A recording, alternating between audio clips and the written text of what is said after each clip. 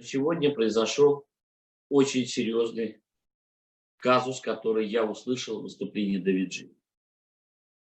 Мы должны все мнения услышать. Но когда придумывается ситуация о том, что якобы на митинге будет сформирована группа ребят, которые поедут в Туркменистан, они, да, Давиджи, вы эту информацию изложили, вам позвонили, они эту информацию использовали, и теперь они эту информацию будут закручивать.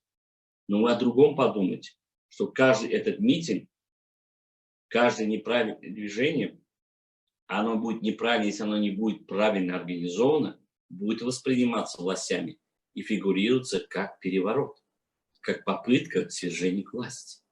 И мы к этому должны быть готовы.